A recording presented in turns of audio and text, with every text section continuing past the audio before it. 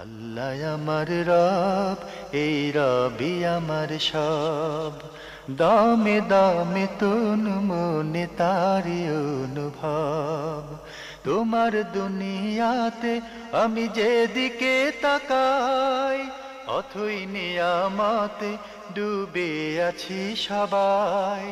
পাক পাখালির গানে শুনি তসবি কলরব, তসবি কলরব। আল্লাহ আমার রব, এই রবি আমার সব। আসসালামু আলাইকুম।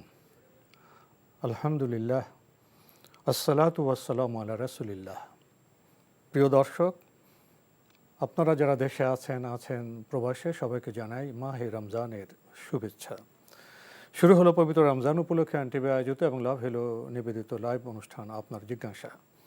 আপনাদের সাথে আছি আমি জয়নুল আবেদিন আজাদ, আর আপনাদের মনে লাগা প্রশ্নের জিজ্ঞাসার সরাসরি জবাব দিচ্ছেন বিশিষ্ট আলেম ডক্টর মোহাম্মদ সাইফুল্লাহ। আসসালামু আলাইকুম ওয়া রাহমাতুল্লাহি ওয়া বারাকাতুহু। প্রিয় দর্শক, আমাদের আজকের প্রাসঙ্গিক আলোচনার বিষয় রমজানের শেষ 10 রাত। চলুন তাহলে জিজ্ঞাসার আলোকিত ভুবনে আমরা প্রশ্ন নিচ্ছি। আসসালামু আলাইকুম। প্রিয় দর্শক, আপনার পরিচয় দিয়ে প্রশ্ন করুন। লাইনে আছেন? জি, আসসালামু আলাইকুম ওয়া রাহমাতুল্লাহি ওয়া বারাকাতুহু। ওয়ালাইকুম আসসালাম ওয়া রাহমাতুল্লাহ। জি, আপনার পরিচয় দিয়ে প্রশ্ন করুন। হ্যালো। আপনি আমি কে মোহাম্মদ বলছেন? ইমরান বলতেছি। কোত্থেকে বলছেন? জি, ফটিকছড়ি থেকে। বলুন, আপনার প্রশ্ন করুন। ফটিকছড়ি, চিটাগাং ফটিকছড়ি। আমি কালকেও একটা প্রশ্ন করছিলাম, পুরোটা বলতে আপনার পারিনি। টেলিভিশনের ভলিউমটি কমিয়ে একটু জি। ধীরে স্পষ্ট করে প্রশ্নটি করবেন। জি জি, ওই জি জি বলতেছি যে নামাজ সম্পর্কে আর কি, কালকে নামাজ সম্পর্কে জিজ্ঞেস করলাম, জি কিন্তু পুরোটাই লাইনটা কেটে গেছে তো বলতে পারিনি। বলতেছি এখন তো মনে করেন রমজান মাস। রমজান মাসে এখন বিভিন্ন মার্কেট তো খোলা। এই যেমন ধরেন তারাবির নামাজ চলাকালীন যে মানুষ যে দোকানে গিয়ে কেনাকাটা করতেছে, আসলে এটা কতটুকু গ্রহণযোগ্য? এটা তো ইসলাম কি আদৌ কি এটা জায়েজ দেয় নাকি দেয় না? নামাজের ক্ষতি হয় না? আপনার কি আর কোনো প্রশ্ন আছে? আরেকটা হচ্ছে যে নামাজ চলাকালীন এই যে ব্যবসা বাণিজ্য এগুলো করতেছি, এগুলা কি আমাদের জন্য কোনো ক্ষতি হচ্ছে কিনা?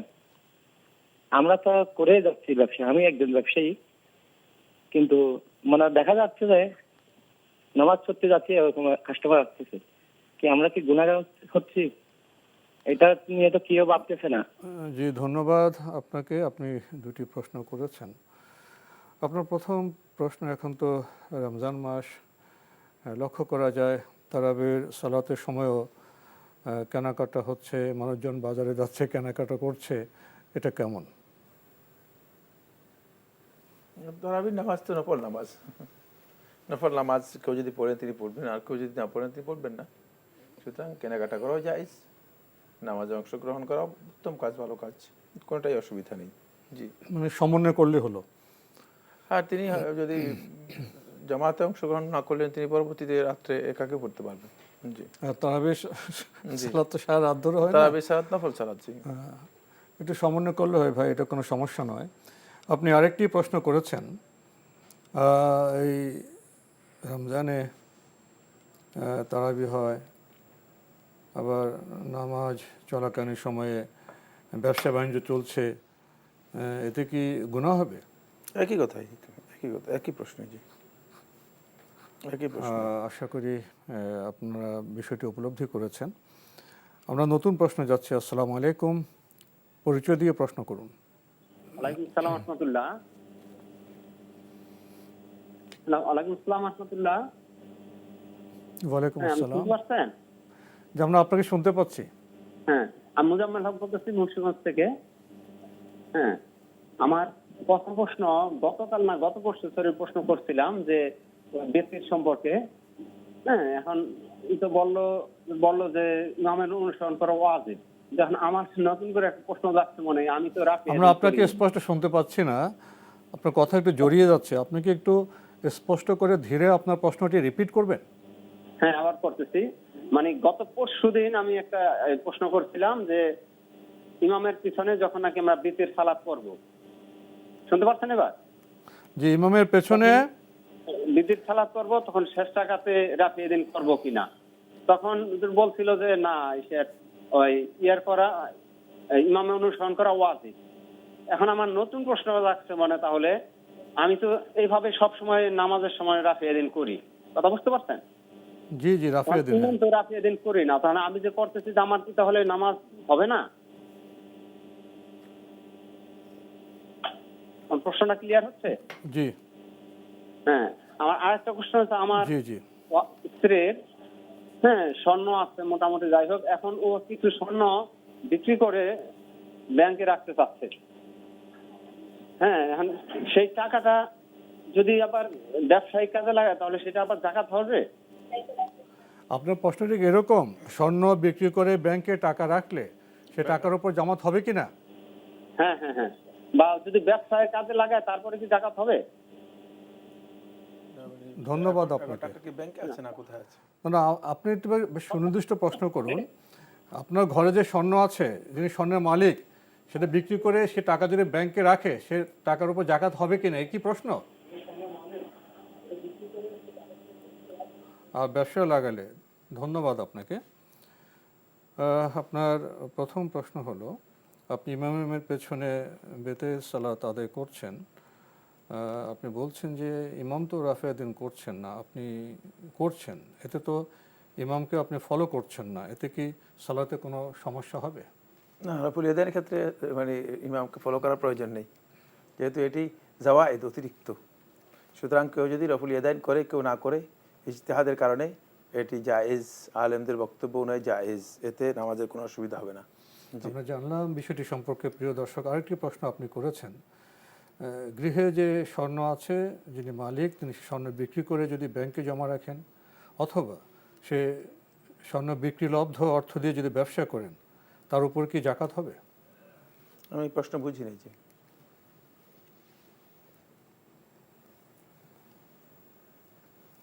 আপনার তাহলে আমরা নতুন প্রশ্নে যাই।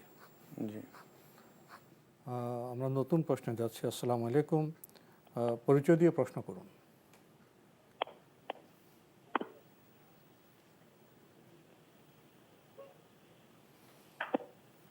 লাইনে আছেন?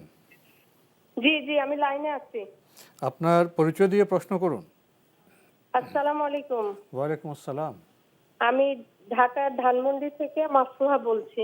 জি হ্যাঁ, যে আমার প্রথম প্রশ্নটা হলো যে বেতেরের সালাতে রাসূলুল্লাহ সাল্লাল্লাহু আলাইহি সাল্লাম তো বলেছেন যে মাগরিব আর বেতেরের সালাতকে একই রকম না করতে। তো সেক্ষেত্রে আমরা যখন বেতেরের সালাতে 3 রাকাত সালাত আদায় করি, তো সেকেন্ড রাকাতে তো আমাদের তাশাহুদ না পড়ে আমি আর কি দাঁড়িয়ে যাই, এটা কি ঠিক আছে কিনা, এটা আমার একটা প্রশ্ন। আর সেকেন্ড প্রশ্নটা হলো যে তাকবীরের প্রসঙ্গে, আমরা যে ফরজ সালাতে যে আমরা তাকবীরটা দেই সালাত শুরু করার আগে, তে মেয়েরা যখন বাসায় সালাত আদায় করে তখন এই তাকবীরটা কি দিতে হবে, এটা আমার সেকেন্ড প্রশ্ন। আর আরেকটা প্রশ্ন কি করা যাবে? আপনার দ্বিতীয় প্রশ্নটিকে তাকবীর প্রসঙ্গে না? জি জি, আমরা যে ফরজ সালাতের আগে তাকবীর দেই, ছেলেরা তো জোরে জোরে দেয়, তা আমরা যারা মেয়েরা বাসায় সালাত আদায় করি তারা কি ফরজ সালাতের আগে তাকবীরটা? আপনি কি ইকামতের কথা বলছেন? ইকামত ইকামত। জি জি, ধন্যবাদ আপনাকে। জি জি, আমরা আপনার দুটি প্রশ্ন পেয়েছি। প্রথম প্রশ্ন বেতের সালাত প্রসঙ্গে, উনি বলছেন মাগরিবের মতো নয়, দ্বিতীয় রাকাতে দাঁড়িয়ে যান, ঠিক আছে কিনা? একেবারে ঠিক আছে, 100% ঠিক আছে। আপনি যদি মাগরিবের মতো না করে দ্বিতীয় রাকাতে না বসে দাঁড়িয়ে যান, তাহলে এটি সুন্নাহ সম্মত, সালাফের আমল সাব্যস্ত হয়েছে। ওমর ইবনে খাত্তাব রাদিয়াল্লাহু তাআলা এইভাবে বিতিরের সালাত আদায় করতেন, সুতরাং এটি বৈধ এবং সুন্নাহ সম্মত। আরেকটি প্রশ্ন করেছেন, ফরজ সালাতে যে তাকবীর দেওয়া হয়, যেটা আপনি পরে ইকামত বললেন, বাসায় সালাত আদায়ের সময় কি ইকামত দিতে হবে? ইকামত যদি মহিলারা না দেয় কোনো অসুবিধা নেই। মহিলারা একামত না দিলেও কোনো অসুবিধা নেই। আলেমদের মধ্যে কেউ কেউ বলেছেন যদি একামত দেয় দিতে পারে, কিন্তু এই একামত দেওয়াটা মহিলাদের জন্য সুন্নাহ নয়। আমরা জানলাম বিষয়টি সম্পর্কে। প্রিয় দর্শক, নতুন প্রশ্নে যাচ্ছি। আসসালামু আলাইকুম, পরিচয় দিয়ে প্রশ্ন করুন। ওয়ালাইকুম আসসালাম ওয়া রাহমাতুল্লাহি ওয়া বারাকাতুহু। আসসালামু আলাইকুম। ওয়ালাইকুম আসসালাম ওয়া রাহমাতুল্লাহ। হ্যালো, আপনারা কোত্থেকে বলছেন ভাইয়া? টেলিভিশনের ভলিউমটি কমিয়ে প্রশ্ন করুন। প্রশ্ন তো করছে। আপনার টেলিভিশনের ভলিউমটি একেবারে কমিয়ে পরিচয় দিয়ে প্রশ্ন করুন। কিন্তু লাইনে তো কথা বলছে অন্য প্রশ্ন। আপনি কি লাইনে আছেন? হ্যাঁ, লাইনে আছি। যে আপনি লাইনে থাকলে আপনার পরিচয় দিয়ে প্রশ্ন করুন। হ্যালো, আপনাকে শুনতে পাচ্ছি। তোবার নামাজ কিভাবে পড়তে হবে? শুধু 2 রাকাত তোবার নামাজ পড়লেই হবে না আর অন্য কিছু বলতে হবে? একটু বিস্তারিত বললে খুব ভালো হয়। কি নামাজ? 2 রাকাত? তওবা? তওবার নাকাত? তওবার নামাজ? তোবা তোবা। জি জি জি, তওবার নামাজ কি 2 রাকাত? একটু বিস্তারিত বললে ভালো হয়। কি কি করতে বিস্তারিত হবে? জানতে হ্যাঁ। চাচ্ছেন? তওবার সালাত। জি, তাওবা সালাত বলতে আলাদা কোনো সালাত নেই। কোনো ব্যক্তি যদি গুনাহ করেন, কোনো অন্যায় করেন, তিনি প্রথমে অনুতপ্ত হবেন, নিজের অপরাধবোধ আল্লাহ রাব্বুল আলামিনের কাছে তুলে ধরবেন যে আমি অপরাধী। তারপর তিনি আল্লাহ সুবহানাহু ওয়া তাআলার কাছে ইস্তেগফার করবেন, ক্ষমা প্রার্থনা করবেন। ক্ষমা প্রার্থনা করার পরে তিনি 2 রাকাত নফল নামাজ যেভাবে পড়ে সেভাবে পড়বেন, স্বাভাবিক নফল নামাজ। আলাদা কোনো কিছুই না। এর জন্য আলাদা কোনো ডিজাইন অথবা আলাদা কোনো ধরন নেই। এটি একেবারে স্বাভাবিক নফল 2 রাকাত নামাজ যেভাবে পড়ে সেভাবেই 2 রাকাত নফল নামাজ পড়বেন, আর কিছুই না। অনুতপ্ত হয়ে 2 জি রাকাত জি জি। সালাত আদায় করবেন। স্বাভাবিক 2 রাকাত নফল সালাত যেভাবে আদায় করি আমরা সেভাবেই আদায় করলে হবে। প্রিয় দর্শক, আমরা নতুন প্রশ্নে যাচ্ছি। আসসালামু আলাইকুম, পরিচয় দিয়ে প্রশ্ন করুন। লাইনে আছেন? হ্যালো, আসসালামু আলাইকুম। ওয়ালাইকুম আসসালাম, আপনার পরিচয় দিয়ে প্রশ্ন করুন। হুজুর, আমি গিয়াসউদ্দিন বলছি। জি। হুজুর, আমি বলছিলাম যে রমজান মাসে প্রতিটা সবকে আল্লাহ রাব্বুল আলামিন 70 গুণ বাড়িয়ে দেন। এই সুযোগে অনেকে করে কি, রমজান মাসে ঠিক মতো ইবাদত করে 70 মাসের সব পেয়ে গেল, আবার ওইদিকে 11 মাস ইচ্ছা মতো গুনাহ করে। এমনিভাবে জীবনটা চালিয়ে যাচ্ছে। তাদের ধারণা 70 বেশি 11 কম, অতএব নেকের পাল্লা তো বাড়ি হবেই, জান্নাতে তারা যাবেই। এমনিভাবে কি নেকের পাল্লা বাড়ি হবে? এটা 1 নম্বর প্রশ্ন। দ্বিতীয় প্রশ্ন হলো এই, সিনেমাতে যারা অশ্লীল অভিনয় করে তাদের বাসায় অনেক হাফেজ সাহেব কোরআন শরীফ খতম দেয়। এই কি আর বলে কি, কোরআন শরীফ খতম দিয়ে বলে কি কোরআন আপনার জন্য সুপারিশ করবে, আপনি জান্নাতি। এমন কাজ করা কি উচিত হচ্ছে হাফেজ সাহেবদের? ধন্যবাদ। ধন্যবাদ ভাইয়া, আপনি তো খুব তীব্র বেগে আবেগে প্রশ্ন করলেন। আমরা বোঝার চেষ্টা করেছি, দেখি সাহেব কি বলেন। উনি বলছেন যে রমজানে তো কোনো ভালো কাজ করলে 70 গুণ সব বাড়িয়ে দেওয়া হয়, তাহলে তো এতে তো 70 মাসের সব হয়ে যায়। তো এরপরে যদি কেউ এভাবে অঙ্ক করে বাকি 11 মাসে গুণা করলে আর কী হবে? আমি তো 70 মাসের সব পেয়ে গেছি। এমন একটি অঙ্ক বা বিবেচনা কি ঠিক আছে? ধন্যবাদ। এ ভাইকে 70 গুণ যদি আল্লাহ সুবহানাহু ওয়া তাআলা বাড়িয়ে দেন, আপনার সমস্যা কোথায়? আপনি কেন এত রাগান্বিত হয়ে যাচ্ছেন? আপনার তো কোনো সমস্যা নেই। আল্লাহ সুবহানাহু ওয়া তাআলা 70 নয় 700 গুণ পর্যন্ত বাড়াবেন বলেছেন। ওয়াল হাসানাতু ইলা 700 দুআফ, একেবারে সহিহ বুখারী হাদিস। সুতরাং আপনি এত রেগে যাচ্ছেন কেন? আপনার কি এত অস্থিরতা? আমার আল্লাহ সুবহানাহু ওয়া তাআলা যদি 70 গুণ বাড়িয়ে দেন, 70 থেকে 700 গুণ বাড়িয়ে দেন, কোনো অসুবিধা নেই, কোনো অসুবিধা নেই। কিন্তু খেয়াল রাখতে হবে আল্লাহ রাব্বুল আলামিনের ইবাদতের সাথে যে জিনিসগুলো যায় না, যে জিনিসগুলো ইবাদতের সাথে আসে না, সেগুলো যদি কেউ করেন তাহলে ইবাদতের কোনো দামই নেই। 70 নয়, কোনো কিছুরই দাম নেই। উনি এই মাসে ইবাদত করে 11 মাস গুনাহ করবেন, এটা কোনো বান্দার নিয়ত হলো? এটা কে এই নিয়ত করবে আমি জানি না। যদি এই সত্যিকার বান্দা হয়ে থাকে, সত্যিকার ইমানদার হয়ে থাকে, তাহলে তিনি এই কাজ করতে পারেন না। যিনি রমাদান মাসে আল্লাহর বান্দা, তিনি অন্য মাসগুলোতেও আল্লাহর বান্দা।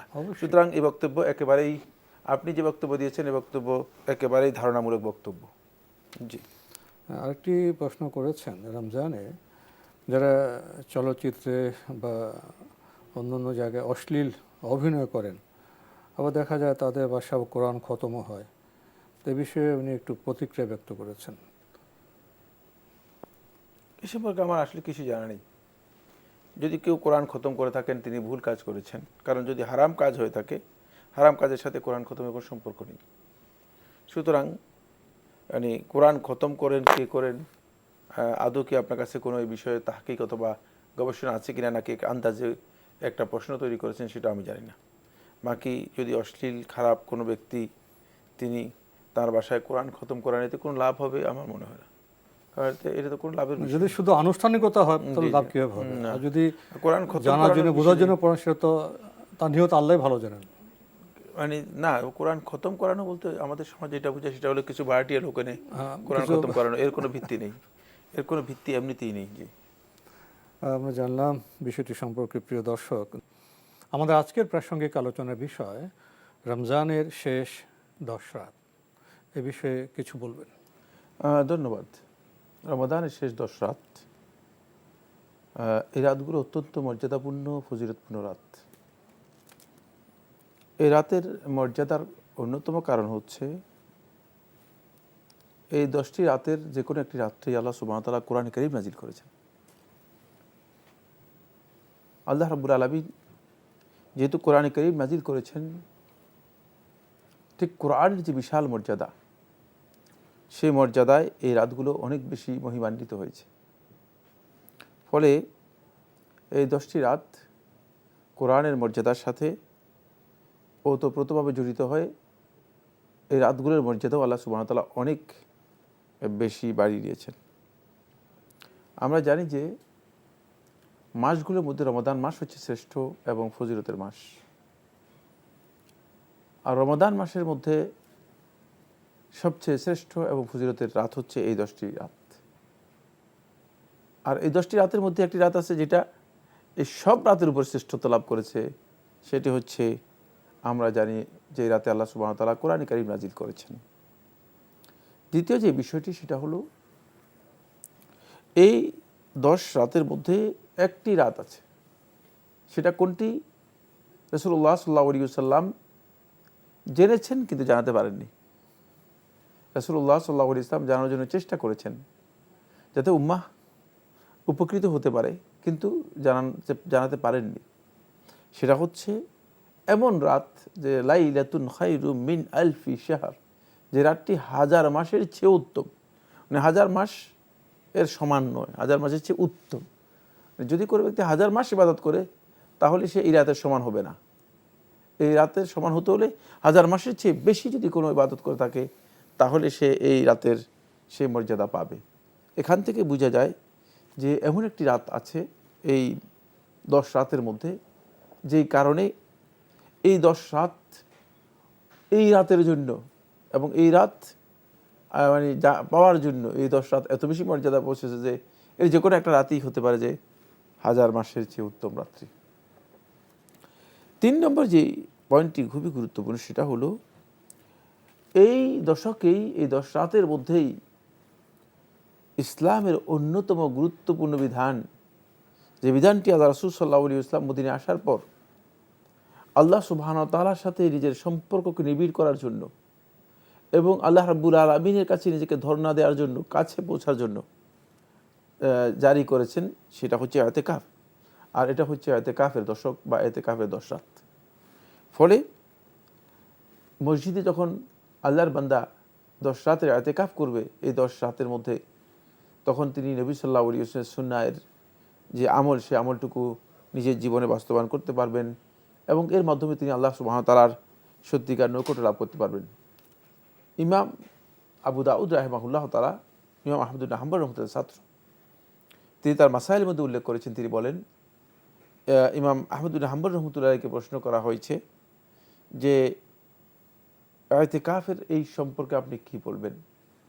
তখন তিনি বলেছেন যে মুতাকিফ যখন ইতিকাফ করে থাকে, ইন্নামা ইয়াকুফু আদ-দুনুব কুল্লাহা, সকল প্রকার গুনাহ থেকে সে নিজেকে সম্পূর্ণ আলাদা করে নেয়, বিচ্ছিন্ন করে নেয়।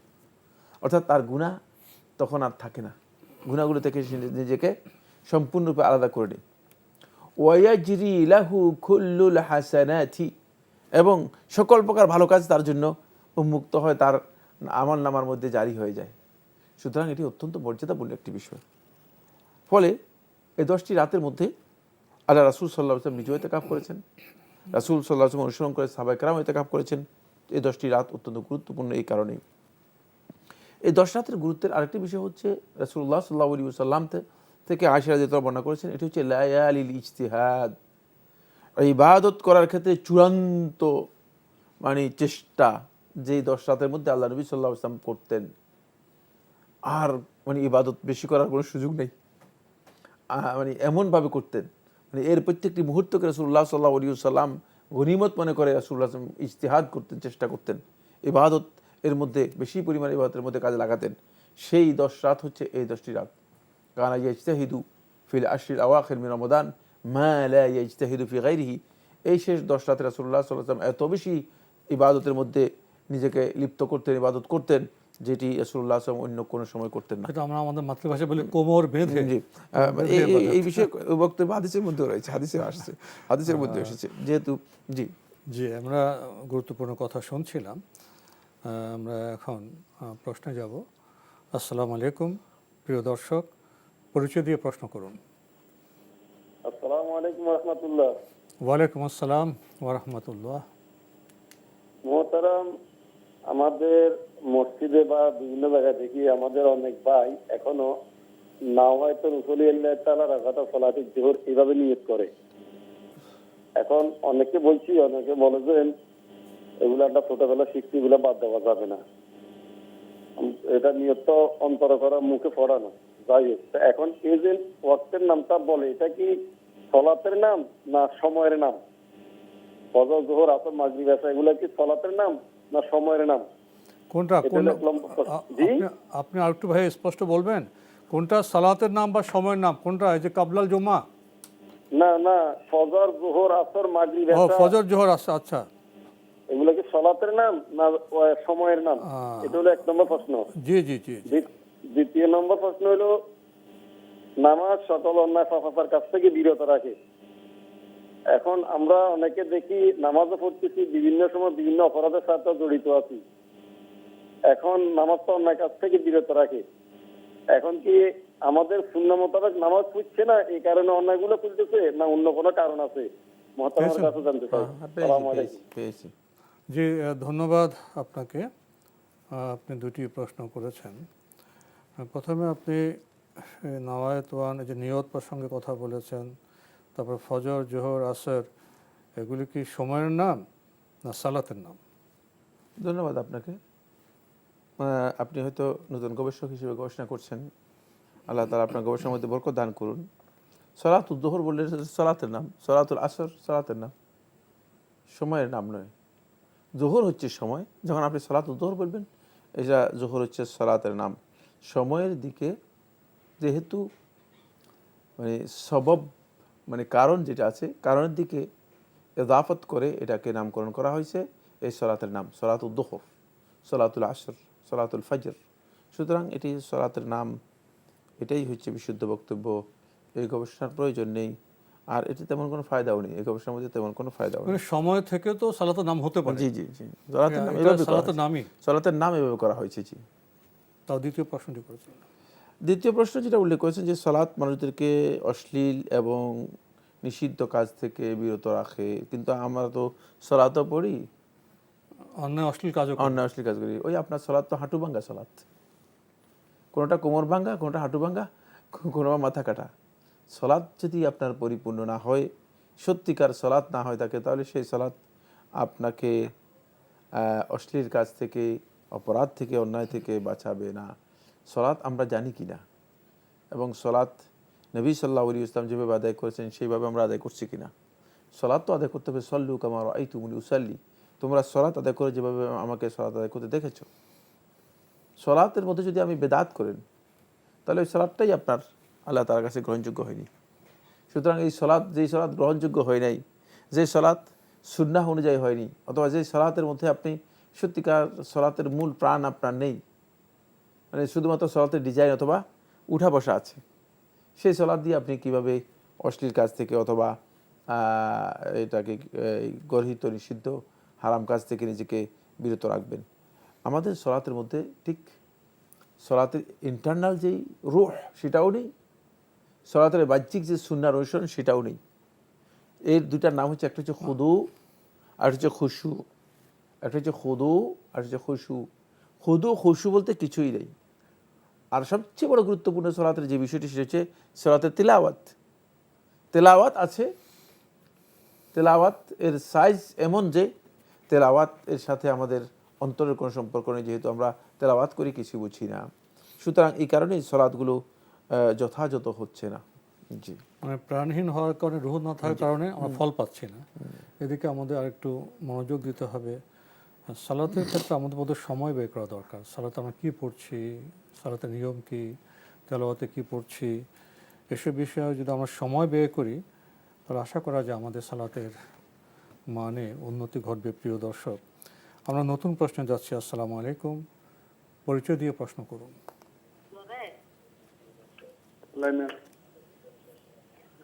আসসালামু আলাইকুম।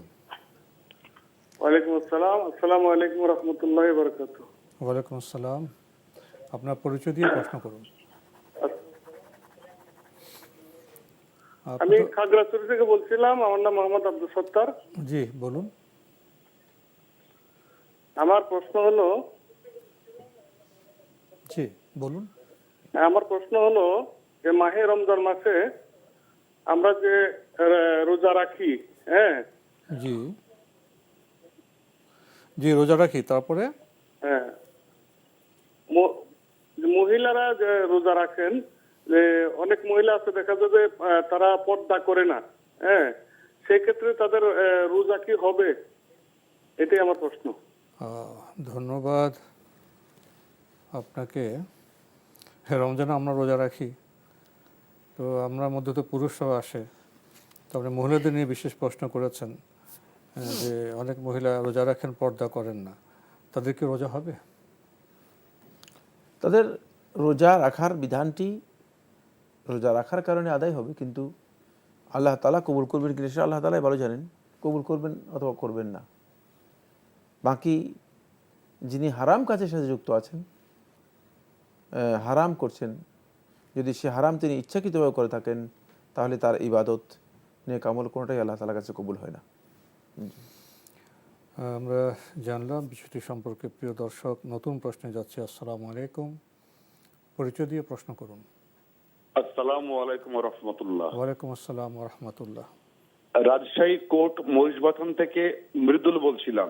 জি বলুন। জয়নুল আবেদিন আজাদ ভাই এবং ডক্টর মোহাম্মদ সাইফুল্লাহ ভাই, আপনাদের দুজনকেই আমি এবং আমার পরিবারের সকল সদস্যবৃন্দ খুব পছন্দ করেন, কারণ আপনারা অত্যন্ত ভদ্র, মার্জিত এবং বিনয়ী মানুষ। আমার প্রথম প্রশ্ন হচ্ছে, বাংলাদেশকে 12 ওলিয়া আউলিয়ার দেশ বলা হয়, তা আমরা এসব প্রখ্যাত ওলিয়া আউলিয়াদের মাজারে গিয়ে ইবাদত বন্দেগী বা তসবিহ তাহলিল বা আল্লাহর জিকির করতে পারবো কিনা, অর্থাৎ জিয়ারত করতে পারবো কিনা, এটা হলো 1 নম্বর প্রশ্ন। আর আরেকটি প্রশ্ন হলো, আমাদের সমাজের অনেক মানুষ বলে থাকেন যে ওলিয়া আউলিয়ারা ইন্তেকাল করেন না, এরা নাকি পর্দা নেন। তো এই কথাটা কতটুকু সত্য? পর্দা নেন কিভাবে, এটা আমার বোধগম্য না। একটু মেহেরবানি করে আমাদেরকে একটু জানাবেন। ওলি আউলিয়ারা কি করেন? ইনারা পর্দা নেন, ইন্তেকাল করেন না, পর্দা নেন, মানে ইনারা নাকি জীবিত। ইন্তেকাল করেন না, পর্দা নেন। পর্দা নেন, এনারা নাকি জীবিত। ধন্যবাদ আপনাকে। আপনি খুবই গুরুত্বপূর্ণ দুটি প্রশ্ন করেছেন। এটা তো আসলে আমাদের ভাষায়, সাহিত্যে আবেগপ্রবণ অনেক কথা চলে আসে, যেমন 12 ওলিয়া আউলিয়া দেশ, আমাদের এই প্রিয় স্বদেশ, এরকম অনেক কথাই তো বলা হয়। তো এই ভূমিকার পরে আপনি বলছেন অনেকে মাজারে গিয়ে ইবাদত করেন, বন্দেগী করেন, একটি বিষয়। শেষে আবার আপনি জিয়ারত শব্দটি যুক্ত করেছেন। তো দুটি বিষয় এখানে, মাজারে গিয়ে ইবাদত বন্দেগী করা আর একটি জিয়ারত করা, কি বলবেন? ধন্যবাদ, এই ভাইকে খুবই গুরুত্বপূর্ণ প্রশ্ন করেছেন। আমি প্রশ্নের 3টি মানে সেগমেন্ট রয়েছে অথবা 3টি সাইড রয়েছে। 3টি সাইডে আমি বিষয়টি তুলে ধরার জন্য চেষ্টা করব। প্রথম পয়েন্টটি হচ্ছে সেটা হলো 12 অলি আউলিয়ার দেশ। যদি কেউ বুঝে বলে থাকে এটা কুফরি। কুল মখলুকাতের খালেক এবং মালিক হচ্ছেন একবার আল্লাহ তাআলা, প্রশ্নই আসে না। কোনো ব্যক্তির এখানে কোনো কর্তৃত্ব নেই। কারণ যারা এই কথা বলে থাকেন তারা মনে করে থাকেন যে অলি আউলিয়ারা এই পৃথিবীর সব কিছু পরিচালনা করেন, সব কিছু নিয়ন্ত্রণ করেন এবং তাদের কাছে সব কর্তৃত্ব, আল্লাহ তাআলার কাছে কিছু নেই। নাউযুবিল্লাহি মিন যালিক। এই আকীদা থেকে মূলত এই বক্তব্যগুলো নিঃসৃত হয়েছে। যদি এই আকীদা থেকে এই বক্তব্যগুলো নিঃসৃত হয় আর সেটা যদি কোনো ইমানদার ব্যক্তি পোষণ করে থাকে তাহলে তিনি বেঈমান হয়ে যাবেন, তার এটা কুফরি। এ কথা বলার কোনো সুযোগ নেই। অমুকের দেশ তমুকের দেশ, এগুলো ফালতু কথা। কিভাবে হবে এটা? তা যদি তার দেশই হতো তাহলে তিনি কোথায় এখন? তিনি কোথায়? তিনি তো এই দেশে নিয়ামত ভোগ করেছেন। হ্যাঁ, তিনি আল্লাহ রাব্বুল আলামিনের বান্দা হিসেবে এসেছেন। তিনি নিজেও গোলাম, তার পরবর্তী যারা আসছে তারাও গোলাম, সবাই গোলাম, সবাই বান্দা। সুতরাং মূল মালিক যিনি, তিনি সব কিছুর মালিকানা রাখেন। একেবারেই ডাহা একটি মিথ্যা কথা। আর সেটা ব্যাপকভাবে প্রচার করা হয়, পত্রপত্রিকাও আসে, মাঝে মধ্যে দেখি। যেহেতু পত্রিকা যারা লিখে অধিকাংশ লোকেই হয়তো পড়ালেখা নেই, এ কারণে হয়তো এই ধরনের কথা লিখেন। এবার যারা জানেন না ইসলাম সম্পর্কে, এটা আকীদাগত বড় ধরনের গলত বিষয়। সেকেন্ড যে পয়েন্টটি রয়েছে সেটা হচ্ছে আপনি বলেছেন যে মাজারে গিয়ে, তাদের মাজারে গিয়ে ইবাদত করা খুবই জঘন্যতম একটি কথা। ইবাদতের জায়গা হচ্ছে মসজিদ। আমাদেরকে ইবাদত করতে বলা হয়েছে মসজিদে, মাজারে গিয়ে ইবাদত করবেন কিভাবে? কোনো মাজারে গিয়ে কোনো ব্যক্তি ইবাদত করা জায়েজ নেই, হারাম। মাজারে গিয়ে কোনো ধরনের ইবাদত করা হারাম। কারণ মাজার বলতে যেটাকে বোঝাচ্ছে সেটা হচ্ছে কবর। আসলে মাজার শব্দটাই ইসলামে গর্হিত। বিষয় তো কবর। কবর, মাজার শব্দটাই ইসলামে গর্হিত, এর কোনো ভিত্তি নেই। কবর এটি। আর কবরকে এমন পর্যায়ে নিয়ে গেছে, কেউ কেউ রাউদা পর্যন্ত বলতেছে, নাউযুবিল্লাহি মিন যালিক। বিভ্রান্তির একটা পর্যায়ে আছে, সীমা লঙ্ঘনের একটা মানে একটা নির্দিষ্ট একটা ইয়ে আছে, মানে জায়গা আছে। একেবারে সীমা লঙ্ঘন করতে করতে এই পর্যায়ে চলে গিয়েছে, শেষ পর্যন্ত এখানে গিয়ে ইবাদত করবে না। মাজার কোনো ইবাদতের জায়গা নেই। মাজারে কোনো ধরনের ইবাদত করা জায়েজ নেই, হারাম। ইবাদতের জায়গা হচ্ছে মসজিদ আমাদের জন্য। ওয়াজুআইলাত লিয়াল আরদু মসজিদা, আল্লাহ সুবহানাহু ওয়া তাআলা পৃথিবীকে আমাদের জন্য মসজিদ করেছেন। মসজিদে আপনি গিয়ে ইবাদত করবেন। ইবাদতগুলো মসজিদে করার কথা বলা হয়েছে। 5 ওয়াক্ত সালাত মসজিদে আদায় করতে বলা হয়েছে।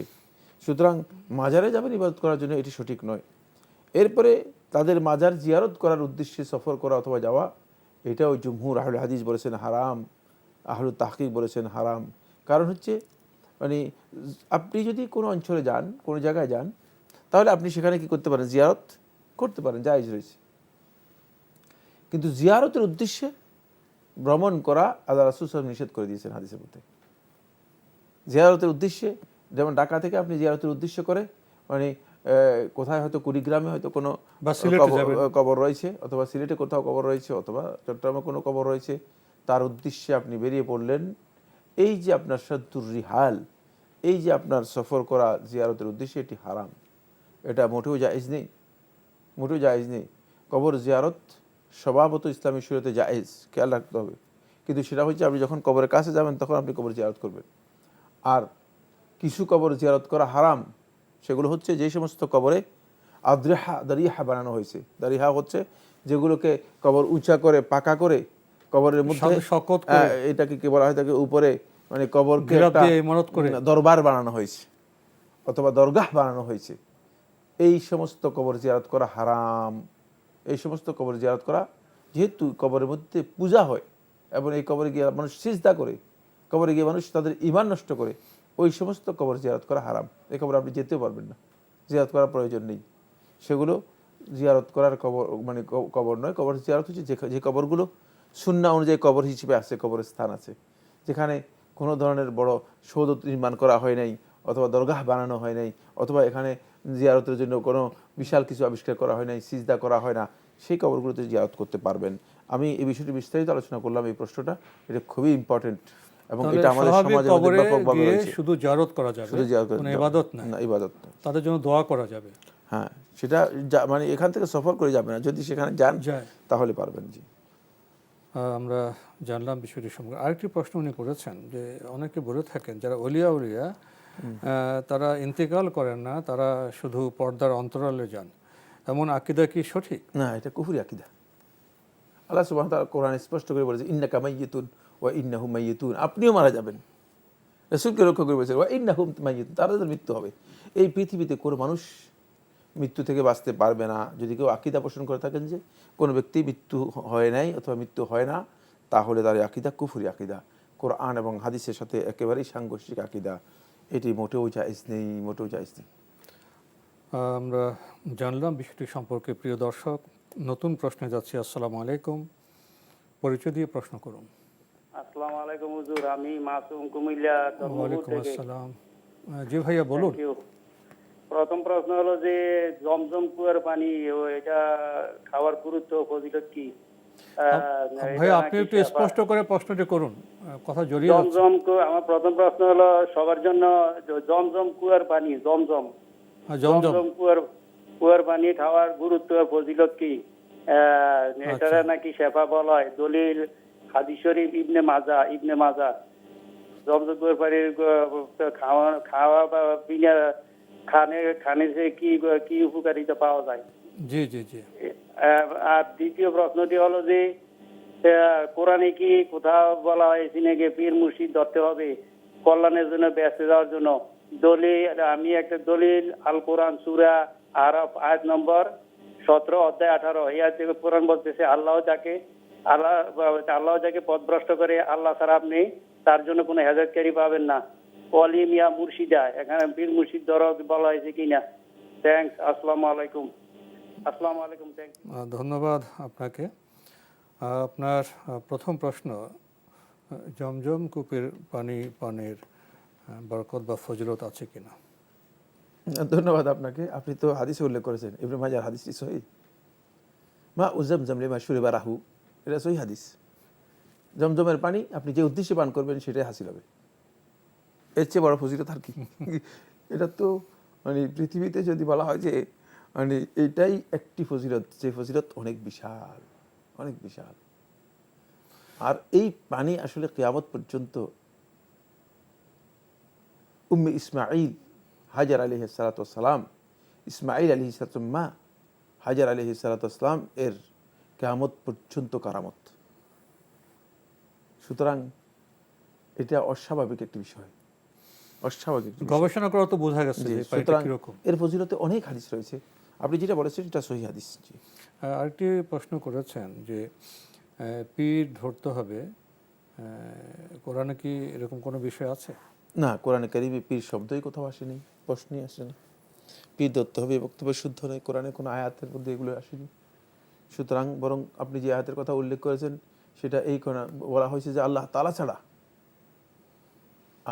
কাউকে যদি কেউ নিজের অভিভাবক অথবা গাইড মনে করে থাকে, মুর্শিদ মানে গাইড, অভিভাবক অথবা মুর্শিদ গাইড মনে করে থাকে, তাহলে সে পথভ্রষ্ট। এই আয়াত মানে এই বক্তব্যের সম্পূর্ণ বিরোধী। প্রশ্ন নিচ্ছি। আসসালামু আলাইকুম, পরিচয় দিয়ে প্রশ্ন করুন। আসসালামু আলাইকুম। ওয়ালাইকুম আসসালাম। আমি বলতেছি ইকরামুল হক, জি বামনডাঙ্গা গাইবান্ধা থেকে বলতেছিলাম। জি বলুন। হুজুর আপনারা ভালো আছেন না? জি আলহামদুলিল্লাহ। একটা জিনিস জানতে চাই, অনেক লোক থাকে হ্যাঁ শুধু জুম্মাবারে নামাজ পড়ে কিন্তু 5 ওয়াক্ত সালাত পড়ে না, হ্যাঁ এই ব্যাপারে কি হবে? অনেক লোক 5 ওয়াক্ত সালাত পড়ে না, শুধু খালি জুম্মার সালাত পড়ে। হ্যাঁ না সালাত পড়ে না। এখন আপনার প্রশ্ন কি? আমার প্রশ্ন হচ্ছে শুধু জুম্মা পড়ে না, হ্যাঁ খালি জুম্মাবারে সালাত পড়ে। আচ্ছা, আর কোনো প্রশ্ন আছে? আর কোনো প্রশ্ন? একটা। ধন্যবাদ আপনাকে। অনেক লোক আছে 5 ওয়াক্ত সালাত আদায় করেন না কিন্তু জুমার সালাত পড়েন, তাদের অবস্থা কি হবে? অনেকদিন পর একটা ভালো প্রশ্ন করেছেন, থ্যাংক ইউ আপনাকে। যারা শুধু জুমার সালাত পড়ে থাকে তারা তো আসলে সালাত আদায় করে না, সালাতের সৌজন্যতা রক্ষা করে আর কি। জুমহুর আহলে হাদিস এবং একদল ফকি বলেছেন যে এই ব্যক্তি কাফের, তার আমলটা আল্লাহ তার কাছে গ্রহণযোগ্য হবে না। এটাকে শেখ মুহাম্মদ ইবনে সালেহ আল উসাইমিন রাহিমাহুল্লাহ তাআলা তার ফতোয়ার মধ্যে বলেছেন যে হ্যাঁ, এই ব্যক্তি শুধু জুমার সালাত আদায় করে থাকে, তার ইবাদতও গ্রহণযোগ্য নয় এবং তার এই কাজটি কুফরি কাজ।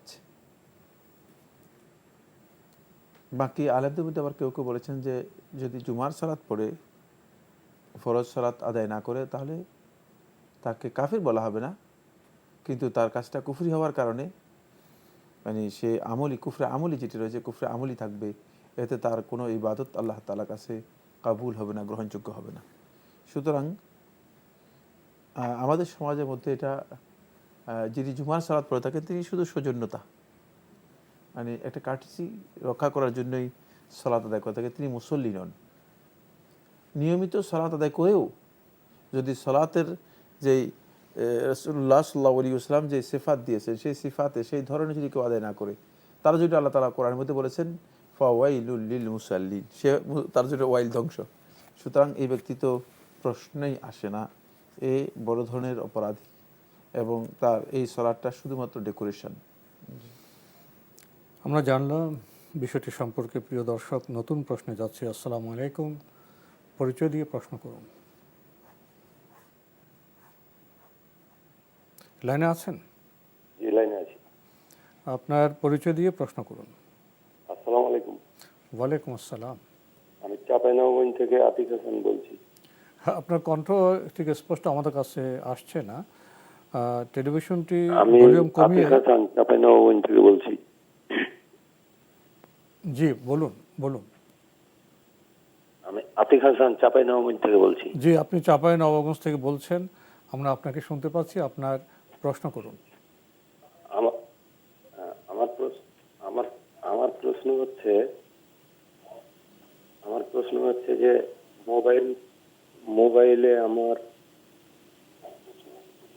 মোবাইলে ইমুতে আমার ওই ভিডিও কলে অনৈতিক কাজ সার্ভার করেছে। পেয়েছেন? আমি এখন একে যদি বাদ দিয়ে দিই তাহলে কি আমার পাপ হবে?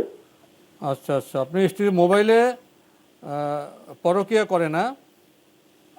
জি, উনি অনুতপ্ত না, তবাও করেনি। জি, এখন আপনার প্রশ্ন কি? প্রশ্ন, আমি যদি ওকে বাদ দিয়ে দিই তাহলে কি পাপ হবে? জি, আমি যদি তালাক দেবেন তাহলে কি আমার পাপ হবে? তালাক দেবেন, পাপ হবে কি? আচ্ছা, আপনার কি আর কোনো প্রশ্ন আছে? জি না, আর প্রশ্ন নাই। আচ্ছা ভাই, আপনার সাথে একটু কথা বলি। আপনার স্ত্রী, আপনার সাথে একটু কথা বলি। আপনার স্ত্রী মোবাইলে অন্যের সাথে কথা বলে পরকীয়া করে, তো এই বিষয়টা আপনি আমাদেরকে জানালেন কেন? আপনি কি তাকে সংশোধনের কোনো চেষ্টা করেছেন? এগুলি কি আমাদের টেলিভিশনে আপনার জানাবার মতো প্রশ্ন? আপনাদের আশেপাশে তো আপনাদের আত্মীয় স্বজন আছে, আশেপাশে আলেম আছেন, আপনার খুব গুরুত্বপূর্ণ সম্পর্ক স্ত্রীর সাথে, আপনার প্রিয়জন ছিলেন, তার ব্যাপারে আপনি টেলিভিশনে এভাবে বলছেন। তাকে সংশোধনের চেষ্টা করা তো উত্তম, এবং এটা টেলিভিশনে জানানোর চাইতে তো বেশি দরকার তার সংশোধনের ব্যাপার। যাক, আমি জানালাম এই কারণে যে আমি যদি তাকে বাদ দিই তাহলে কি আমার গুনাহ হবে? জি, আমরা আপনার প্রশ্ন পেয়েছি। ধন্যবাদ আপনাকে, প্রশ্নতে পেয়েছেন। না, তিনি বলছেন উনি স্ত্রী পরকীয়া করেন মোবাইলে, তারপর শেষে কি বলছিলেন যে বলছেন যে এখন যে তালাক দেন ওনার কোনো পাপ হবে কিনা? না, তালাক দিয়ে পাপ হবে কেন? তালাক দিয়ে আপনার জন্য বৈধ, আপনি তালাক দিতে পারবেন, এতে গুনাহ হবে না, তালাক দিতে কোনো গুনাহ হবে না। আর যদি আপনি মনে করেন যে স্ত্রী পরকীয়া করে থাকে, মানে অন্যের সাথে খারাপ সম্পর্ক রয়েছে, সেটা তাকে সংশোধন করার কোনো উপায় নেই, হতে পারে সংশোধন করার যদি কোনো পথ বা উপায় না থাকে, তাহলে তালাক দেওয়াটাই আপনার জন্য উত্তম, যেহেতু অন্যথায় কিয়ামতের দিন আপনি জান্নাত থেকে বঞ্চিত হয়ে যাবেন। রাসূলুল্লাহ সাল্লাল্লাহু আলাইহি ওয়াসাল্লাম হাদিসের মধ্যে বলেছেন, সালাসাতুন লা ইয়াদখুলুনা জান্নাহ, তিন দল লোক জান্নাতে প্রবেশ করবে না। তার মধ্যে একজন আদ-দায়্যুস আল্লাযী ইউকিরুল খাবাসা ফি আহলিহি, যে দায়্যুস ব্যক্তি নিজের ফ্যামিলি পরিবারের জন্য খারাপ কাজকে ওপেন করে দেয়, সহজ করে দেয়। চলো, অসুবিধা নেই, প্রশ্রয় দেয়। জি। আশা করি আপনি জবাব পেয়েছেন। প্রিয় দর্শক, আমরা নতুন প্রশ্নে যাচ্ছি। আসসালামু আলাইকুম, পরিচয় দিয়ে প্রশ্ন করুন। ওয়ালাইকুম আসসালাম। জি, আমার একটা প্রশ্ন ছিল। আমি অ্যানিলা হাসান মিরপুর থেকে বলছি। জি জি, আমরা যখন রোজা রাখি, রোজার জন্য যখন সেহরিতে উঠি, সেহরিতে কি আমরা গরুর বট খেয়ে, বা অনেকে শখের থাকে গরুর বট খাওয়া, ভাত দিয়ে গরুর কি বটটা খেয়ে রোজা রাখা যাবে? যেহেতু আমরা সবাই জানি যে বট গরুর উচ্ছিষ্টর সাথে সংযুক্ত থাকে, এরকম কিছু, এটা খেয়ে যদি রোজা রাখি তাহলে কি আমাদের রোজাটা কি হবে নাকি? আপনার প্রশ্নটা আমি পেয়েছি। আর কোনো প্রশ্ন আছে? দ্বিতীয় প্রশ্নটি হচ্ছে, আমার শ্বশুর আব্বা খুবই অসুস্থ, উনি রোজা রাখতে পারছেন না। আমরা কিভাবে ওনার রোজার কাফারাটা দিতে পারি, যদি একটু বলতেন। জি জি, ধন্যবাদ আপনাকে। খুবই গুরুত্বপূর্ণ প্রশ্ন করেছেন। প্রথম প্রশ্ন বট খাওয়া প্রসঙ্গে। বট খাওয়ার প্রচলন তো আমাদের সমাজে আছে, তো সেহরিতে বট খেলে কোনো সমস্যা হবে? ধন্যবাদ। আজগুবি প্রশ্ন আর কি। যদি হালাল হয়, হালাল খাবার খেয়ে সেহরি করলে কেন সমস্যা হবে, প্রশ্নই আসে না। বট যেটা বলছেন, মানে নাড়ি ভুড়ি যেগুলোকে বলা হয় তাকে, সেগুলো খাওয়া হালাল। সুতরাং হালাল খাদ্য খেয়ে সেহরি করলে তার রোজা হবে কিনা, অসুবিধা হবে কিনা, এই প্রশ্ন একেবারেই অবাঞ্ছিত, কোনো প্রয়োজন নেই। বট খেতে পারবেন? অবশ্যই খেতে পারবেন, আমরা জানলাম। হালাল। জি, আরেকটি প্রশ্ন করেছেন, ওনার শ্বশুর অসুস্থ, রোজা রাখতে পারছেন না, ওনার ভাষায় এখন কাফারা কীভাবে দেবেন? না, কোনো কাফারা নেই। অসুস্থ ব্যক্তির কাফারা হয় না। অসুস্থ তিনি সিয়াম যদি পালন করতে না পারেন, প্রত্যেকটি সিয়ামের এগেনিস্টে একজন মিসকিনকে একবেলা খাবারের ব্যবস্থা করবেন, একজন মিসকিনকে একবেলা খাবারের ব্যবস্থা করে দেবেন। সেটা যদি এমন হয় যে এমন অসুস্থ, সুস্থ হওয়ার সম্ভাবনা আর নেই, তাহলে এক্ষেত্রে ফিদিয়া দিবেন। ফিদিয়া কাফারা, এটা কাফারা বলা, এটা ফিদিয়া। এটা হচ্ছে ফিদিয়াতুন তাআমু মিসকিন, একজন মিসকিনকে একবেলা খাবারের ব্যবস্থা করা। আমরা জানলাম বিষয়টি সম্পর্কে। প্রিয় দর্শক, নতুন প্রশ্নে যাচ্ছি। আসসালামু আলাইকুম, পরিচয় দিয়ে প্রশ্ন করুন। লাইনে আছেন? হ্যালো। যে আমরা আপনাকে শুনতে পাচ্ছি, লাইনে থাকলে আপনার পরিচয় দিয়ে প্রশ্ন করুন। জি, আমি খিলকেট থেকে আলফাজ বলছি। জি, আমি ইম্পোর্ট ব্যবসা করি। ইম্পোর্ট ব্যবসায় আমার যে মূলধন বিনিয়োগ করা আছে, সেটা কোনো সময় এলসিতে থাকে, কোনো সময় ব্যাংক অ্যাকাউন্টে থাকে, কোনো সময় পণ্য হিসেবে থাকে। এখন আমার প্রশ্ন হলো, আমার কি এই টোটাল ক্যাপিটালটার উপরেই কি যাকাত হবে, নাকি যেটা শুধু ব্যাংকে অথবা ক্যাশ অবস্থায় থাকে সেটার উপরে যাকাত হবে? পণ্য হিসেবে যে অ্যামাউন্টটা থাকবে তাকে সেটার উপরে যাকাত হবে। ধন্যবাদ আপনাকে। আপনি বলছেন আপনি ইম্পোর্ট ব্যবসা করেন, আপনার মূলধনের নানা অবস্থা বর্ণনা করেছেন। কখনো এটা ব্যাংকে ক্যাশে থাকে, কখনো পণ্যে থাকে, তো জাকাত কিভাবে নির্ধারণ করবেন? ধন্যবাদ। আপনি জাকাত হিসাব কষার সময় ব্যাংক অ্যাকাউন্টে যে টাকাটা আছে সেটা হিসাব করবেন, পণ্য হিসেবে যেটা আছে সেটা হিসাব করবেন, এলসিতে যে টাকা আছে সেটা হিসাব করবেন না। এছাড়া যে টাকা আপনার নিজের মালিকানা নেই, বাইরে অন্য কারো কাছে রয়ে গিয়েছে, সেটাও হিসাবে আনবেন না। তাহলে বুঝতে পারলাম আমরা, যেটা আপনার ক্যাশ অ্যাকাউন্ট আছে ব্যাংকে সেটা হিসাব করবেন, আর পণ্য হিসেবে যেটা আপনার কাছে আছে সেটা হিসাব করে যে টাকাটুকু আসবে সেই টাকাটুকু আপনি জাকাত আদায় করবেন। জি, আমরা জানলাম খুবই গুরুত্বপূর্ণ বিষয়ে। প্রিয় দর্শক, নতুন প্রশ্নে যাচ্ছে। আসসালামু আলাইকুম, পরিচয় দিয়ে প্রশ্ন করুন। লাইনে আছেন? লাইনে থাকলে প্রিয় দর্শক পরিচয় দিয়ে প্রশ্ন করুন। আসসালামু আলাইকুম। ওয়ালাইকুম আসসালাম। জি ভাই, আমি রাজশাহী থেকে বলছি। জি, আমার দুইটি প্রশ্ন আছে। আমার প্রথম প্রশ্নটি হচ্ছে, আমরা জানি যে মানে ফরজ অথবা সুন্নাত নামাজের ক্ষেত্রে 4 রাকাত বিশিষ্ট সালাতে যদি 2 রাকাত পর মানে আত্তাহিয়াত পড়ার কথা, সেখানে হয়তো দাঁড়াই গেছি মনে হলে দাঁড়া যায়, তারপরে ধরেন সূরা ফাতিহাটা পড়ে ফেললাম, তো এখন আমার কি করণীয়? এটা ফরজেও হতে পারে অথবা সুন্নাত সালাতের ক্ষেত্রে হতে পারে। আর কোনো প্রশ্ন আছে? হ্যাঁ, আমার আর একটা প্রশ্ন হচ্ছে, আমরা জানি যে সর্ব অবস্থায় জিকির আজকার করা যায়, দরুদ করা যায়, ওযু থাক বা পাক না পাক সব অবস্থাতেই। তো আমার প্রশ্নটা হচ্ছে, আমরা মহিলারা অনেক সময় দেখা যায় যখন একা থাকি, বাসা হয়তো কেউই থাকে না, অনেক সময় অনেক গরমের কারণে হয়তো ওড়নাটা থাকে না গায়ে, যা সবসময় চেষ্টা করি আল্লাহর জিকির আজগার মুখে জারি রাখি, সবসময় চেষ্টা করি সুবহানাল্লাহ, আলহামদুলিল্লাহ, সুবহানাল্লাহি ওয়া বিহামদিহি, এরকম অনেক জিকির আজগার। তো আমার প্রশ্নটা হচ্ছে, দরুদ মানে দরুদটা শুধু পড়ি না, অন্যান্য শব্দ দরুদ পাঠ করি, কিন্তু দরুদটা কেমন জানি মুখে আসে না। ওটা যখন হয়তো শালীন ভাবে থাকি, ওড়না টোড়না গায়ে ভালোভাবে মাথায় কাপড় চোপড় থাকে, তখন পড়ি শুধু দরুদটা। আর অন্যান্য দোয়া দরুদ যেগুলো সুবহানাল্লাহ, আলহামদুলিল্লাহ, এগুলো এমনিতে সবসময় পাঠ করি। তো আমার মনের মধ্যে একটা প্রশ্ন জাগলো, তাহলে এর অর্থ কি এটা হয়ে যাচ্ছে নাকি যে আল্লাহর চাইতে রাসূলকে বড় করে দেখা হয়ে যাচ্ছে কিনা? আসলে তো আল্লাহর চাইতে বড় কেউ হতে পারে না। ধন্যবাদ আপনাকে। আপনি প্রশ্ন করেছেন ফরজ বা সুন্নত 4 রাকাত বিশিষ্ট সালাতে 2 রাকাত পড়ার পর আপনি আত্মাহিত না পড়ে দাঁড়িয়ে গেছেন, তো এই অবস্থা কি করবেন? ধন্যবাদ। এই অবস্থায় আপনি দাঁড়িয়ে গেলে আপনি 4 রাকাত কমপ্লিট করবেন এবং শেষে সেজদায় সহু দেবেন, 2টা সেজদা দিয়ে তারপরে সালাত শেষ করবেন। জি, সাহু সেজদার কথা আমরা জানলাম। প্রিয় দর্শক, আরেকটি প্রশ্ন আপনি করেছেন, যেটি ভূমিকা দিয়েছেন, জিকির আজকার তো সর্বাবস্থায় করা যায়, বিশেষ করে মেয়েদের ক্ষেত্রে আপনি বলেছেন যখন একা থাকেন, অংশ ওড়না থাকে না, দরুদ মুখে আসে না। আপনার মধ্যে একটি প্রশ্ন জেগেছে, তাহলে দরুদ কি আল্লাহর চাইতেও বড়? এখানে কি রাসূলকে খুব বড় করে দেখলাম? এমন একটি বিষয় আপনার মধ্যে জেগেছে, কি করবেন? না, এটার সাথে আমাদের কোনো সম্পর্ক নেই। আপনার মধ্যে এটা জাগার কোনো কারণ আছে বলে আমরা মনে করি না। মানে আপনি কেন এটা চিন্তা করেছেন সেটা আপনি ভালো জানেন। এত জটিল চিন্তার তো কারণ না, এই জটিল জিনিস নিজে কেন চিন্তা করতেছেন? জিজ্ঞাসা করতে পারেন, দরুদও পড়তে পারেন। আর আল্লাহ এবং রাসূলের বিষয় নয়, সেটা আপনার একটা ভুল ধারণা বা ভুল গবেষণা। সেটা হলো দরুদ আল্লাহ তাআলার কাছে আমরা দরুদের মধ্যে শুরু করি কি দিয়ে? আল্লাহুম্মা সাল্লি আলা মুহাম্মদ, আল্লাহর নাম দিয়ে শুরু করতেছেন। সুতরাং কি আপনি গবেষণা করেছেন, আপনি গবেষণাটা ভুল হয়ে গেছে।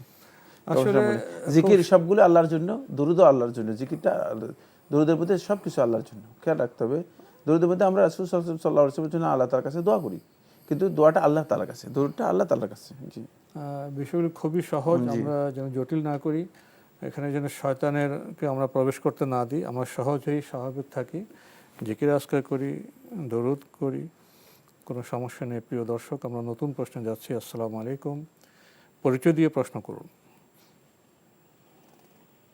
লাইনে আছেন?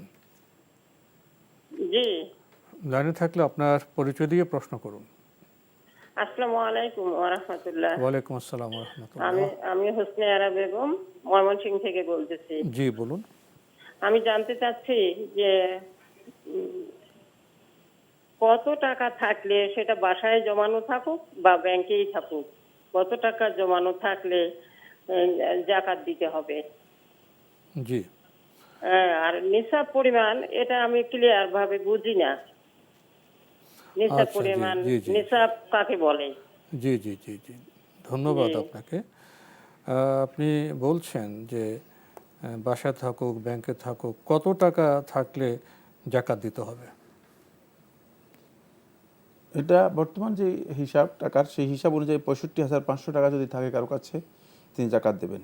জি, আরেকটি বিষয়ে উনি জানতে চেয়েছেন যে নেসাব বলা হয়, নেসাব বিষয়টা আসলে কি? ওইটাই তো নেসাব হচ্ছে কত টাকা, ওইটাই মানে টাকার পরিমাণটা কত হলে, হ্যাঁ, পরিমাণটা কত হলে ওটাকে নিসাব বলা হয়। নিসাব মানে পরিমাণ, যে পরিমাণ টাকা হলে আপনাকে যাকাত দিতে হবে সেটার নাম হচ্ছে নিসাব। জি, সেটার নাম হচ্ছে নিসাব। আশা করি আপনি বুঝতে পেরেছেন বিষয়টি। আমরা নতুন প্রশ্নে যাচ্ছি। আসসালামু আলাইকুম, পরিচয় দিয়ে প্রশ্ন করুন। মানে নামাজ পড়ি, আমার একটা ব্যাগের দোকান, লাইনে আছেন? অনেক রঙের বাচ্চাদের ছবি দেওয়া থাকে, পুতুল দেওয়া থাকে। টেলিভিশনের ভলিউমটি বোধহয় কমাতে হবে, আওয়াজের সমস্যা হচ্ছে। টেলিভিশনের ভলিউমটি কমিয়ে প্রিয় দর্শক আপনার পরিচয় দিয়ে প্রশ্ন করুন।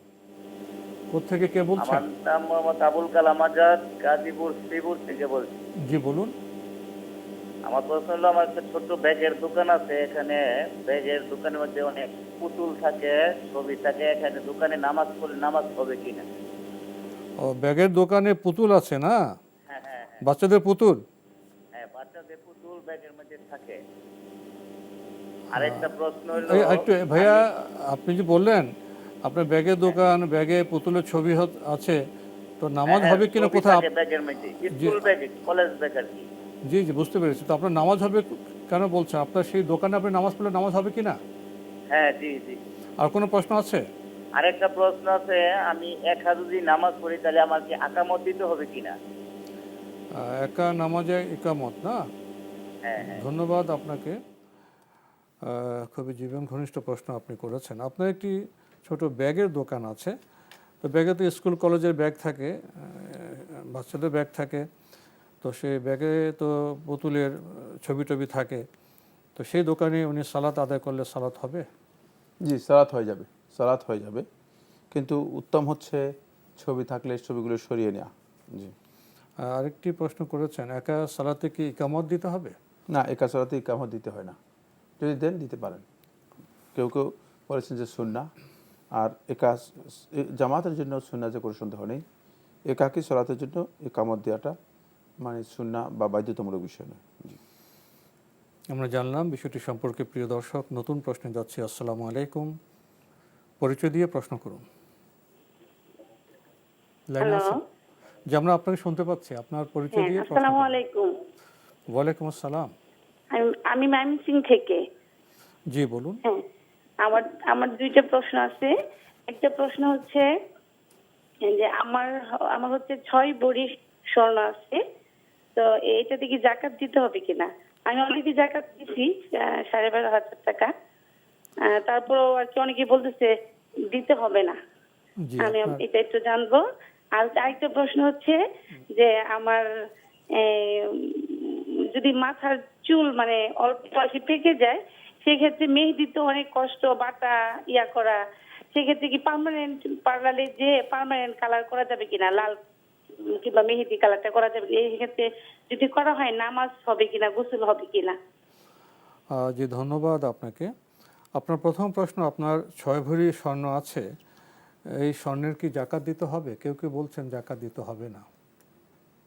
না, যাকাত দিতে হবে না, সবই তো হিসাব হয়নি, যাকাত দিতে হবে না। যাকাত ওয়াজিব হওয়ার জন্য যে হিসাব রয়েছে, নির্দিষ্ট পরিমাণ মানে পরিমাণ রয়েছে, সেই পরিমাণটুকু হয়নি। তো 6 ভরি তো আপনার যাকাত আসে না, এটাই আমরা জানলাম। প্রিয় দর্শক, আরেকটি প্রশ্ন করেছেন, আপনার কিছু চুল পেকে গেছে, তো মেহেদি দেওয়া আপনি বলছেন অনেক কষ্টকর, বাটা এটা সেটা, তো আপনি যদি পার্লারে গিয়ে কালার করেন, সেটা কি করা যাবে? হ্যাঁ, করতে পারেন, কালার করতেও কোনো বাধা নেই, কালার করা জায়েজ হয়েছে, তবে কালো নয়, অন্য কালার করতে পারেন। আমরা জানলাম বিষয়টি সম্পর্কে। প্রিয় দর্শক, নতুন প্রশ্নে যাচ্ছি। আসসালামু আলাইকুম, পরিচয় দিয়ে প্রশ্ন করুন। জি, আমি একটা প্রশ্ন করব। জি করুন, আপনার পরিচয় দিয়ে প্রশ্ন করুন। আমি কুমিল্লা থেকে। যে আমি বাংলাদেশের বিভিন্ন জায়গায় মসজিদে জুমার নামাজ পড়ে দেখছি যে বেশিরভাগ মসজিদের জুমার যে হয় প্ল্যান হয়, এটা খুবই বিলো স্ট্যান্ডার্ড। হ্যাঁ, আমি বাংলাদেশের বিভিন্ন জায়গায় পড়ে দেখছি। এটা আসলে মূলত হয়েছে কি, ইয়াগুলো মাদ্রাসা শিক্ষিতদের সিন্ডিকেটে পরিণত হয়েছে। এখানে অবসরপ্রাপ্ত ডাক্তার, ইঞ্জিনিয়ার, প্রথম শ্রেণীর বাংলা লাইনে পড়া যারা আগ্রহী, এদেরকে একটা শর্ট কোর্সের মাধ্যমে, যেমন শিক্ষক নিবন্ধন পরীক্ষা দেয়, ডিপ্লোমা পরীক্ষা দেয়, এইসবের মাধ্যমে তারাও যাতে আসতে পারে। হ্যাঁ, অত্যন্ত উচ্চ শিক্ষিতরাও ইসলামের ব্যাপারে অনেক আগ্রহী, কিন্তু তাদেরকে জুমার আগে বয়ান করতে আসলে মূলত দেওয়া হয় না। দেখা গেছে দাখিল পাস মাদ্রাসা শিক্ষিত হইলেই চলে। হ্যাঁ, এটা করা যায় কিনা, এটা আমি একটু জানতে চাচ্ছি। না, আপনি কি এটা বলতে চেয়েছেন? আমরা একটু বুঝে নিই আপনার কাছ থেকে। আপনি লক্ষ্য করেছেন যে বাংলাদেশে বিভিন্ন জায়গায় জুমায় যে আপনি খুতবা বলছেন, বয়ান বলছেন, সেখানে মাদ্রাসা শিক্ষিত আলেমরা দিয়ে থাকেন। আপনি কি এটা চাচ্ছেন সেখানে যারা অন্য পেশা আছেন, ডাক্তার, ইঞ্জিনিয়ার বা অন্য শিক্ষায় শিক্ষিত, তাদের মধ্যে কোনো একটা ডিপ্লোমা বা শর্ট কোর্স চালু করে যে এই সার্টিফিকেট যাদের থাকবে তারা বয়ান করতে পারবে, হ্যাঁ, এরকম করার কোনো সুযোগ আছে কিনা? আচ্ছা, এখানে আমি আপনার একটু প্রশ্ন করি। এখান তো একটা প্রশাসনিক বা শৃঙ্খলার বিষয় আছে। মসজিদে যারা, আপনি আমাকে একটু শুনুন ভাইয়া, আমি তো আপনাকে শুনেছি, আপনি আমাকে একটু শুনুন। মসজিদে তো একটা শৃঙ্খলা আছে, তাই না? মসজিদে মুয়াজ্জিন থাকেন, ইমাম থাকেন, তো ইমাম তো 5 ওয়াক্ত সালাত আদায় করেন, এবং খতিবদের দায়িত্ব হলো জুমার খুতবা দেওয়া, সেখানে একটি শৃঙ্খলার বিষয় আছে। এখন আপনার যে পরামর্শ, সেখানে অন্যান্য পেশার অন্যান্য শিক্ষায় শিক্ষিত ডিপ্লোমা করে টোরে সেখানে যাওয়া, যদি এরকম হয় এটা কেমন হবে? এটা আমাদের বিষয় না, আমরা এসব কিছুই জানি না। আর সেই ডিপ্লোমা কোর্স যদি কেউ করাতে পারেন তিনি চিন্তা করুন, আপনি গবেষণা করুন, গবেষণা করে দেখুন। জি, এটা আমাদের বিষয় না। জি, আমরা সময়ের কারণে এই বিষয়ে আর কথা বলতে পারছি না। প্রিয় দর্শক, আমরা আজকে আর অন্য প্রশ্ন নিতে পারছি না, সময় শেষের দিকে। তাই তবে আপনাদের অবগতির জন্য জানাতে পারি, আপনার জিজ্ঞাসা অনুষ্ঠানটি আপনারা এনটিভি অনলাইনেও দেখতে পারবেন। ভিজিট করুন www.ntvbd.com। এছাড়া ইউটিউবে এবং আমাদের ভেরিফাইড ফেসবুক পেজে অনুষ্ঠান দেখতে পারবেন। প্রিয় দর্শক, আমরা আজকে রাতটা বেশ ভালোই কাটালাম। দেশের বিভিন্ন এলাকা থেকে, অঞ্চল থেকে ভাই বোনেরা, বিভিন্ন পেশার লোকজন প্রশ্ন করেছেন। আপনাদের প্রশ্নের আলোকে আমরা ইসলামের যে বিভিন্ন নির্দেশনা আছে, বিভিন্ন বক্তব্য আছে, সেটা আমরা জানলাম। তাই আপনাদেরকে অনেক ধন্যবাদ। শেখ সাইফুল্লাহ ভাই, আপনাকেও অনেক ধন্যবাদ। আপনাকে অশেষ ধন্যবাদ। প্রিয় দর্শক, দেখা হবে ইনশাল্লাহ আগামীকাল একই সময়ে। মহান আল্লাহ আমাদের সবাইকে নিরাপদে রাখুন শান্তিতে। আসসালামু আলাইকুম। আল্লাহ আমার রব, এই রবি আমার সব, দামে দামে তুন মনে তারি অনুভব। আল্লাহ আমার রব, এই রবি আমার সব, দামে দামে তুন